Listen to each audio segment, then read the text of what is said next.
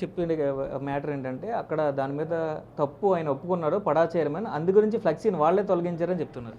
Sir ఇవాళ వర్మ అధికార పార్టీలో ఉన్నాడు, ఇది వాస్తవం. అలాగే పవన్ కళ్యాణ్ గారు శాసనసభ్యులు, ఇది కూటమి ప్రభుత్వం.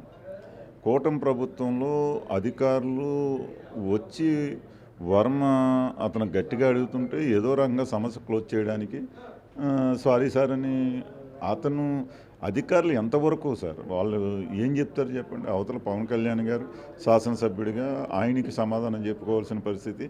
ఇతను అధికార పార్టీని అడ్డం పెట్టుకుని బ్లాక్మెయిల్ చేస్తుంటే వాళ్ళు ఏం చేస్తారు, సరే సారీ చెప్తే మొత్తం మీటింగ్ సజావుగా జరిగిపోద్ది కదా అని చెప్పడం తప్పించి అది తెలిసిన తర్వాతే నేను ఇందులో తప్పు ఏం జరిగింది అని చెప్పి నేను వచ్చి వర్మ గారు మీకు ఇది ఎప్పుడు ఇదే పని అని చెప్పేసి నేను గట్టిగా అడగడం జరిగింది.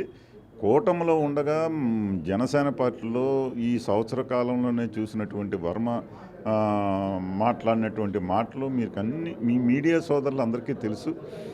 రాష్ట్రంలో 175 నియోజకవర్గాల్లో 151 నియోజకవర్గాల్లో తెలుగుదేశం పార్టీ శాసనసభ్యులు ఉన్నారు. ఎక్కడైనా సరే జనసేన కార్యకర్త కానీ జనసేన నాయకుడు కానీ ఎవరైనా సరే చిన్న ఇష్యూ క్రియేట్ చేస్తున్నారా అని చెప్పేసి నేను వారిని అడుగుతా ఉన్నాను వర్మ గారిని.